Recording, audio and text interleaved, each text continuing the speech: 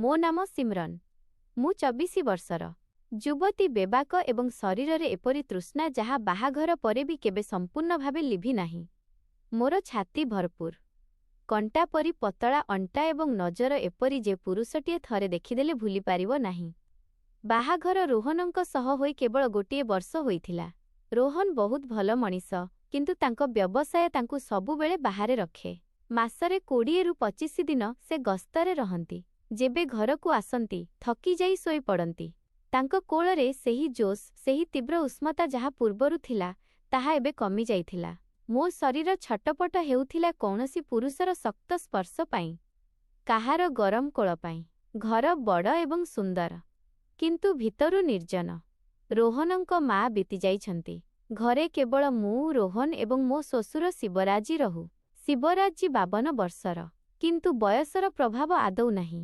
ଅବସରପ୍ରାପ୍ତ ସେନା ଅଧିକାରୀ, ଓସାରିଆ ଛାତି, ଶକ୍ତ ବାହୁ, ଡେଙ୍ଗା ଉଚ୍ଚତା, ଧଳା ଦାଢ଼ିରେ ଏକ ଅଲଗା ପୁରୁଷପଣିଆ। ତାଙ୍କ ଆଖି ଗଭୀର, ସ୍ୱର ଭାରୀ ଏବଂ ଗରମ।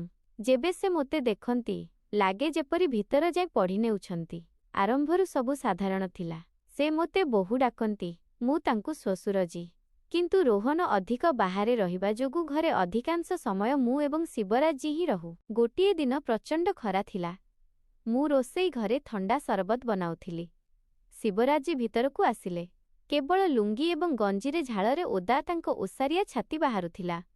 ବୋଲିଲେ, ବୋହୂ କିଛି ଥଣ୍ଡା ପିଆନା, ଗଳା ଶୁଖିଯାଉଛି। ମୁଁ ଗ୍ଲାସ୍ ବଢ଼ାଇଲି ତ ଭୁଲରେ ସରବତ ତାଙ୍କ ଗଞ୍ଜିରେ ଢାଳି ହୋଇଗଲା। ମୁଁ ଶୀଘ୍ର ସଫା କପଡ଼ାରେ ପୋଛିବା ଆରମ୍ଭ କଲି। ମୋ ହାତ ତାଙ୍କ ଗରମ ଶକ୍ତ ଛାତିରେ ଅଟକିଗଲା। ତାଙ୍କ ହୃଦସ୍ପନ୍ଦନ ତୀବ୍ର ଥିଲା। ସେ ମୋ ଆଖିକୁ ଦେଖି ରହିଲେ। ଧୀର ଗଭୀର ସ୍ୱରରେ ବୋଲିଲେ, ବୋହୂ ତୁମ ହାତ ବି ତ ବହୁତ ଗରମ ଅଛି ନା? ମୋତେ ହିଁ ନିଆଁ ଲାଗୁଛି। ମୁଁ ଲାଜେଇ ଗଲି, କିନ୍ତୁ ହାତ କାଢ଼ିଲି ନାହିଁ। ସେହି ମୁହୂର୍ତ୍ତରେ କିଛି ସମୟ ଆମେ ଏପରି ଠିଆ ହୋଇ ରହିଲୁ। ସେହି ଦିନଠାରୁ ତାଙ୍କ ନଜର ବଦଳିଗଲା। କେବେ ରୋଷେଇ ଘରେ ପଛରୁ ଯାଉ ଯାଉ ମୋ ଅଣ୍ଟାରେ ହାତ ରଖିଦିଅନ୍ତି। କେବେ ରାତିରେ ଚଳଚ୍ଚିତ୍ର ଦେଖିବା ସମୟରେ ମୋ ପାଖରେ ବସିପଡ଼ନ୍ତି। କମ୍ବଳ ଭିତରେ ହାତ ମୋ ଜଙ୍ଘରେ ରଖିଦିଅନ୍ତି। କେବେ ସକାଳେ ମୋ ଘରକୁ ଆସନ୍ତି ଏବଂ ବିଛଣା ପାଖରେ ଠିଆ ହୋଇ ମୋତେ ଦେଖୁଥାନ୍ତି, ଯେପରି ମୋତେ ନିଜର କରିନେବାକୁ ଚାହୁଁଛନ୍ତି। ମୁଁ ଅଟକାଉ ନଥିଲି, କାରଣ ରୋହନଙ୍କ ଅନୁପସ୍ଥିତିରେ ମୋ ଶରୀର ଛଟପଟ ହେଉଥିଲା। ଶିବରାଜଜୀଙ୍କ ନଜର, ତାଙ୍କ ଶକ୍ତ ଶରୀର, ତାଙ୍କ ଗଭୀର ସ୍ୱର ସବୁକିଛି ମୋତେ ବ୍ୟାକୁଳ କରୁଥିଲା। ଗୋଟିଏ ରାତିରେ ରୋହନ ପୁଣି ଗସ୍ତରେ ଗଲେ। ଘରେ କେବଳ ଆମେ 2 ଜଣ ଥିଲୁ। ସେହି ରାତିରେ ରୋହନ ପୁଣି ଗସ୍ତରେ ଥିଲେ। ଘରେ କେବଳ ମୁଁ ଏବଂ ଶ୍ୱଶୁରଜୀ ଥିଲୁ। ବର୍ଷା ବହୁତ ଜୋରରେ ହେଉଥିଲା। ବିଜୁଳି ମାରୁଥିଲା ଏବଂ ହଠାତ୍ ସବୁ ବିଜୁଳି ଚାଲିଗଲା। ଘରେ ଅନ୍ଧାର ଛାଇଗଲା। ମୁଁ ମୋ ଘରେ ଶୋଇଥିଲି। ହୃଦୟ ତୀବ୍ର ସ୍ପନ୍ଦିତ ହେଉଥିଲା। ନିଦ ଆସୁନଥିଲା। ଶ୍ୱଶୁରଜୀଙ୍କ ସେହି ନଜର, ତାଙ୍କ ସ୍ପର୍ଶ, ତାଙ୍କ ଗଭୀର ସ୍ୱର ସବୁ ମନେ ପଡ଼ୁଥିଲା। ମୋ ଶରୀର ଜଳୁଥିଲା, ଯେପରି ବର୍ଷ ବର୍ଷର ତୃଷ୍ଣା ଏକାଠି ଫୁଟିବାକୁ ଲାଗୁଛି। ହଠାତ୍ ଦ୍ୱାର କବାଟ ବାଜିଲା। ଶ୍ୱଶୁରଜୀ ଭିତରକୁ ଆସିଲେ, କେବଳ ଗୋଟିଏ ପତଳା ଗଞ୍ଜି ଏବଂ ଲୁଙ୍ଗିରେ। ତାଙ୍କ ବାଳ ଓଦା ଥିଲା। ଶରୀରରେ ବର୍ଷାର ବୁନ୍ଦା ଝଲସୁଥିଲା। ସେ ବିଛଣା ପାଖକୁ ଆସିଲେ ଏବଂ ଧୀର ଭାରୀ ସ୍ୱରରେ ବୋଲିଲେ, ବୋହୂ ନିଦ ଆସୁନାହିଁ? ଅନ୍ଧାରକୁ ଡର ଲାଗୁଛି କି? ମୁଁ ବିଛଣାରେ ବସିପଡ଼ିଲି। ବୋଲିଲି, ନାହିଁ ଶ୍ୱଶୁରଜୀ, ବସ୍ କିଛି ବ୍ୟାକୁଳତା ଅଛି। ସେ ମୋ ପାଖରେ ବିଛଣା କାନ୍ଧରେ ବସିପଡ଼ିଲେ। ଘରେ କେବଳ ବାହାରର ହାଲୁକା ଆଲୋକ ଥିଲା। ସେ ମୋ ହାତ ଧରିଲେ ଏବଂ ବୋଲିଲେ, ସିମରନ୍, ମୁଁ ଜାଣେ ତୁମେ କ'ଣ ଅନୁଭବ କରୁଛ। ରୋହନ ତୁମକୁ ତାହା ଦେଇପାରୁନାହିଁ, ଯାହା ତୁମର ଅଧିକାର। ମୁଁ ତୁମ ଆଖିରେ ସେହି ତୃଷ୍ଣା ଦେଖୁଛି, ଯାହା ମୋତେ ବି ଜାଳୁଛି। ମୋ ହୃଦୟ ପାଗଳଙ୍କ ପରି ସ୍ପନ୍ଦିତ ହେବାକୁ ଲାଗିଲା। ମୁଁ ହାତ ଛଡ଼ାଇଲି ନାହିଁ। ବୋଲିଲି, ଶ୍ୱଶୁରଜୀ, ଏହା ଭୁଲ। ସେ ମୋର ଆଉ ପାଖକୁ ଗଡ଼ିଆସିଲେ। ତାଙ୍କ ନିଃଶ୍ୱାସ ମୋ ମୁହଁରେ ବାଜୁଥିଲା। ବୋଲିଲେ, ଭୁଲର ଚିନ୍ତା କିଏ କରେ ବୋହୂ? ଯେବେ ଶରୀରର ନିୟନ୍ତ୍ରଣ ବାହାରକୁ ଚାଲିଯାଏ, ମୁଁ ତୁମକୁ ଦେଖେ, ତୁ ନିଜ ଉପରେ ନିୟନ୍ତ୍ରଣ ରହେ ନାହିଁ। ତୁମେ ଏତେ ଗରମ, ଏତେ ତୃଷାର୍ତ୍ତ ଯେ ମୋତେ ରାତିରେ ନିଦ ଆସୁନାହିଁ। ସେ ମୋ ହାତ ନିଜ ଛାତିରେ ରଖିଦେଲେ। ତାଙ୍କ ହୃଦସ୍ପନ୍ଦନ ମୋ ହାତ ତଳେ ପାଗଳଙ୍କ ପରି ସ୍ପନ୍ଦିତ ହେଉଥିଲା। ମୁଁ ହାତ କାଢ଼ିବାକୁ ଚେଷ୍ଟା କଲି, କିନ୍ତୁ ତାହା ହଟିଲା ନାହିଁ। ସେ ମୋ କାନ୍ଧରେ ମୁଣ୍ଡ ରଖିବାକୁ ଲାଗିଲେ। ମୁଁ ଅଟକିଗଲି। ତାଙ୍କ ଗରମ ନିଃଶ୍ୱାସ ମୋ ବେକରେ ବାଜୁଥିଲା। ଶରୀରରେ ଶିହରଣ ଖେଳି ଯାଉଥିଲା। କିଛି ସମୟ ଆମେ ନୀରବ ରହିଲୁ। କେବଳ ବର୍ଷାର ଶବ୍ଦ ଏବଂ ଆମର ତୀବ୍ର ନିଃଶ୍ୱାସ। ପୁଣି ସେ ମୋ କାନ ପାଖକୁ ଆସିଲେ ଏବଂ ଫୁସେଇଲେ, ବୋହୂ ବସ୍ଥାରେ ମୋତେ ଜୋରରେ କୋଳେଇ ନିଅ। ମୁଁ ତୁମର ତୃଷ୍ଣା ଲିଭାଇ ଦେବି। ମୁଁ ନୀରବ ରହିଲି। ସେ ଧୀରେ ମୋତେ ନିଜର ଶକ୍ତ ବାହୁରେ ଜାକିନେଲେ। ତାଙ୍କ ଓସାରିଆ ଛାତି ମୋ ଶରୀର ସହ ଲାଗିଥିଲା। ମୁଁ ବି ଆଖି ବୁଜି ତାଙ୍କୁ ଜୋରରେ ଧରିନେଲି। ତାଙ୍କ ଛାତି ମୋ ଛାତି ସହ ଚାପି ହୋଇ ଯାଉଥିଲା। ହୃଦୟର ସ୍ପନ୍ଦନ ଏକ ଅନ୍ୟ ସହ ଧକ୍କା ହେଉଥିଲା। ତାଙ୍କ ବାହୁ ମୋ ଅଣ୍ଟାରେ ଜାକି ହୋଇଥିଲା, ଯେପରି ମୋତେ କେବେ ଛାଡ଼ିବାକୁ ଚାହୁଁନାହାନ୍ତି। ଆମ ନିଶ୍ୱାସ ଆହୁରି ତୀବ୍ର ହୋଇଗଲା। ସେ ମୋ ବାଳରେ ଅଙ୍ଗୁଳି ବୁଲାଉ ବୁଲାଉ ବୋଲିଲେ, ସିମ୍ରନ୍, ତୁମେ କେତେ କୋମଳ, କେତେ ଗରମ। ମୁଁ ତୁମକୁ ପୂରା ଅନୁଭବ କରିବାକୁ ଚାହେଁ। ମୁଁ ତାଙ୍କ ପିଠିରେ ହାତ ବୁଲାଇଲି। ସେ ଆହୁରି ଜୋରରେ ମୋତେ ଚାପିବାକୁ ଲାଗିଲେ। ସେହି ମୁହୂର୍ତ୍ତରେ ସଂସାରରେ କେବଳ ଆମେ ଦୁଇଜଣ ଥିଲୁ। ସେ ମୋ କପାଳରେ, ଗାଲରେ, ବେକରେ ଓଷ୍ଠ ରଖୁଗଲେ। ମୋ ଶରୀର ଥରିଉଠିଲା। ମୁଁ କାନ୍ଦ କାନ୍ଦ ସ୍ୱରରେ କହିଲି, ଶ୍ୱଶୁରଜୀ, ବହୁତ ବଡ଼ ଅଛି ଆପଣଙ୍କର। ଦୟାକରି ଧୀରେ କରନ୍ତୁ, ମୁଁ ମରିଯିବି। ସେ ଅଟକିଲେ ନାହିଁ।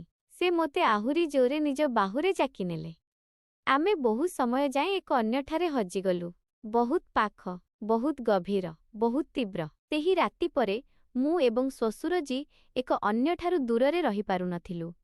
ଦିନରେ ଯେବେ ଘର ଖାଲି ହୁଏ ସେ ମୋ ପାଖକୁ ଆସିଯାନ୍ତି। କେବେ ରୋଷେଇ ଘରେ ପଛରୁ ଆସି ମୋତେ ନିଜର ଶକ୍ତ ବାହୁରେ ଜାକି ନିଅନ୍ତି ଏବଂ କାନରେ ଫୁସାନ୍ତି, ସିମ୍ରନ୍, ତୁମର ଏହି ତୃଷ୍ଣା ମୋତେ ବି ଜାଳୁଛି। ମୁଁ ତୁମକୁ ପ୍ରତି ମୁହୂର୍ତ୍ତରେ ଅନୁଭବ କରିବାକୁ ଚାହେଁ। ମୁଁ ଲାଜେଇ ଯାଏ, କିନ୍ତୁ ତାଙ୍କ ବାହୁରେ ତରଳିଯାଏ। ତାଙ୍କ ଓସାରିଆ ଛାତି ମୋ ପିଠି ସହ ଲାଗିଥାଏ।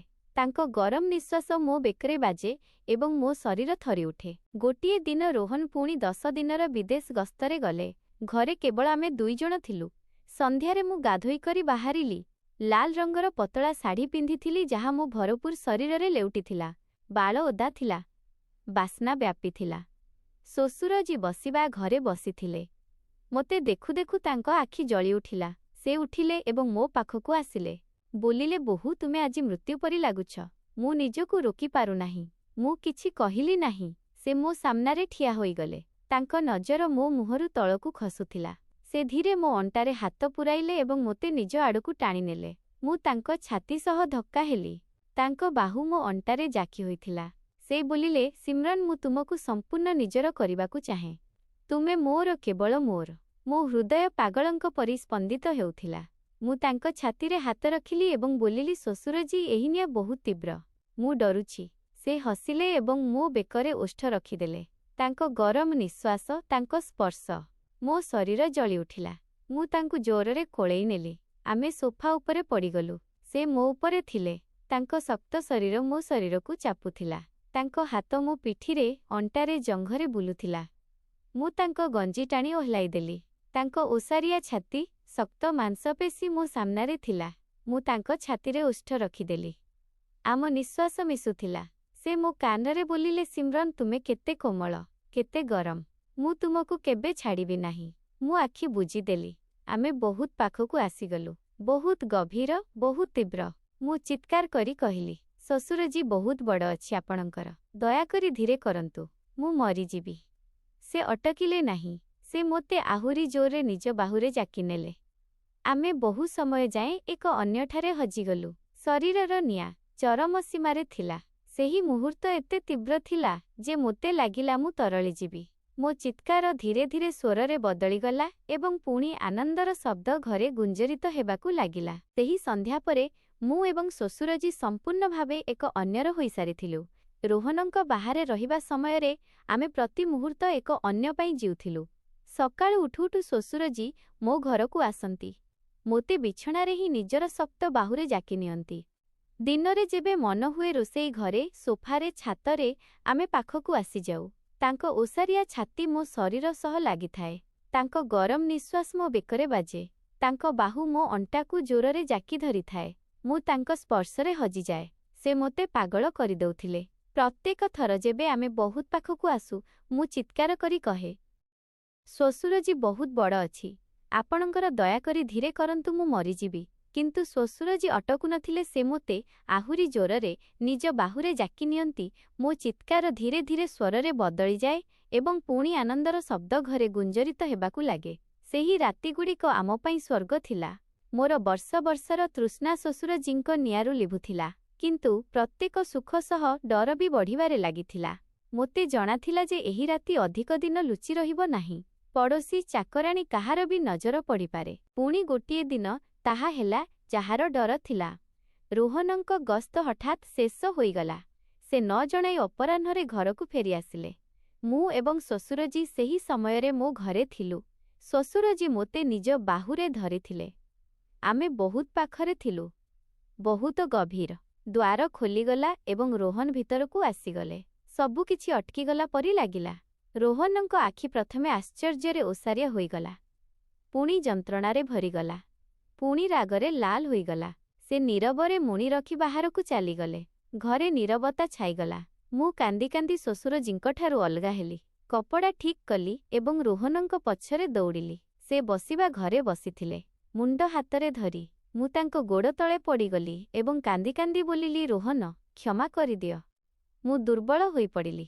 ତୁମେ ସବୁବେଳେ ବାହାରେ ରହୁଥିଲ। ମୁଁ ଏକାକୀ ଥିଲି।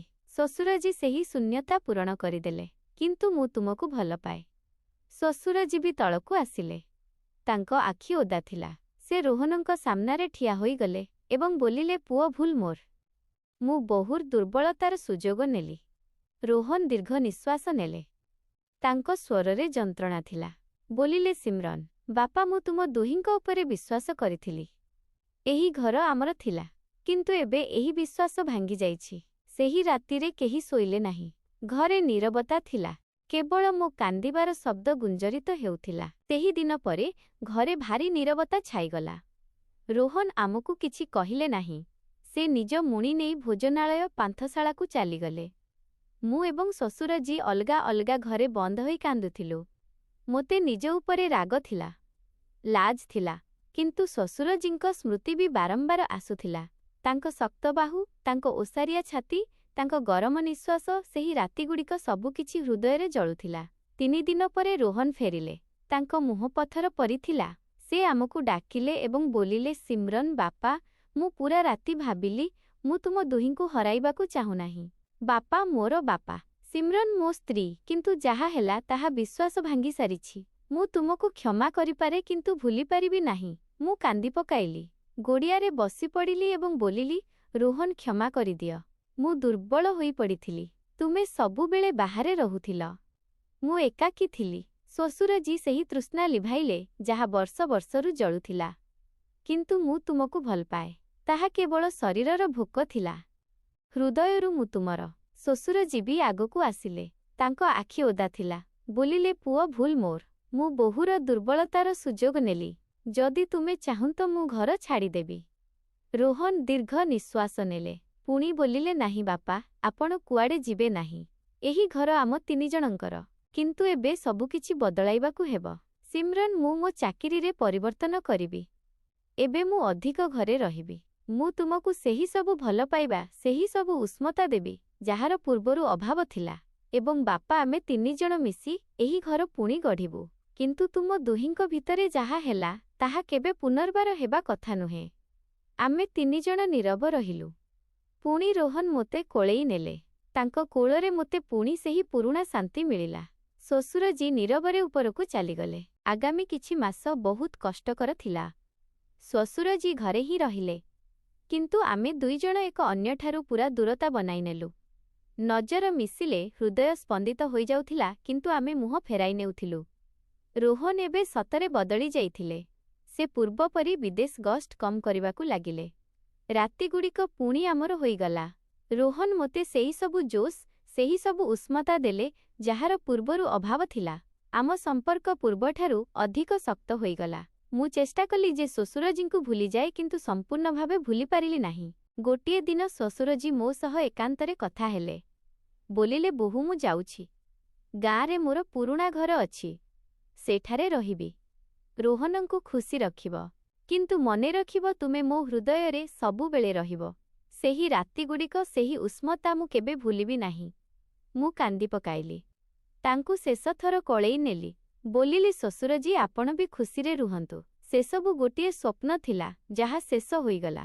ଶ୍ୱଶୁରଜୀ ଚାଲିଗଲେ। ଏବେ ଘରେ କେବଳ ମୁଁ ଏବଂ ରୋହନ ଅଛୁ। ଆମ ସମ୍ପର୍କ ପୂର୍ବଠାରୁ ଆହୁରି ଅଧିକ ଗଭୀର ଏବଂ ଗରମ ହୋଇଯାଇଛି। ରୋହନ ମୋତେ ସେହି ସବୁ ଭଲ ପାଇବା ଦିଅନ୍ତି ଯାହାର ପୂର୍ବରୁ ଅଭାବ ଥିଲା। କିନ୍ତୁ ଆଜି ବି ଯେବେ ରାତିରେ ଏକାକୀ ଥାଏ, ଶ୍ୱଶୁରଜୀଙ୍କ ସେହି ଶକ୍ତ ବାହୁ, ସେହି ଓସାରିଆ ଛାତି, ସେହି ତୀବ୍ର ନିଶ୍ୱାସ ମନେପଡ଼େ। ହୃଦୟରେ ଏକ ମିଠା ଯନ୍ତ୍ରଣା ଉଠେ। ମୁଁ ହସି ଆଖି ବୁଜିନିଏ। ହୁଏତ ତାହା ଭଲ ପାଇବା ଥିଲା। ହୁଏତ କେବଳ ଶରୀରର ତୃଷ୍ଣା, କିନ୍ତୁ ସେହି ରହସ୍ୟ, ସେହି ନିଆଁ ମୋ ଭିତରେ କେଉଁଠି ନା କେଉଁଠି ଆଜି ବି ଜଳୁଛି। ଏହା ଥିଲା ମୋର ପୂରା କାହାଣୀ। ମୁଁ ସିମ୍ରନ୍, ଏବଂ ଏହା ମୋର ସେହି ରହସ୍ୟ ଥିଲା ଯାହା ମୁଁ କେବଳ ତୁମ ସହ ବାଣ୍ଟିଲି।